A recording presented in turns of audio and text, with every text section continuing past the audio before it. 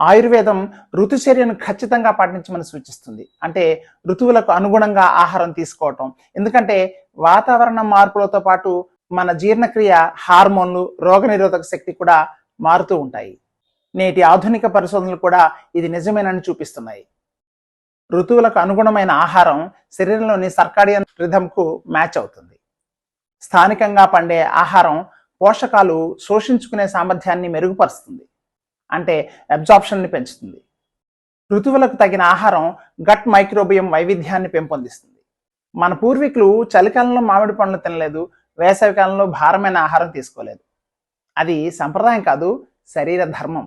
ఆయుర్వేద మసాలాలను కేవలం రుచి కోసం మాత్రమే కాకుండా శరీర క్రియల కోసం ఉపయోగిస్తుంది.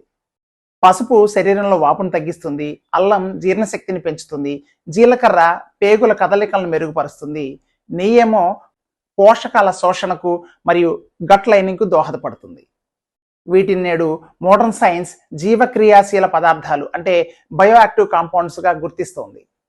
ఆయుర్వేద వైద్య విధానం ఏంటంటే వ్యాధి వచ్చిన తర్వాత చికిత్స చేయడం కంటే వ్యాధి రాకుండా శరీర సమతుల్యతను కాపాడటం.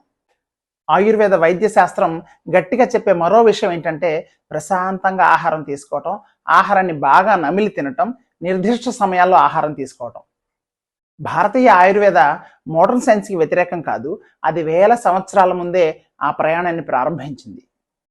ప్రతిరోజు మనం తీసుకునే ఆహారమే అత్యంత శక్తివంతమైన ఔషధం అని ఆయుర్వేదం ఎప్పుడో తెలిపిన సత్యాన్ని న్యూట్రిషన్ సైన్స్ మళ్ళీ నిదానంగా కనుగొంటోంది.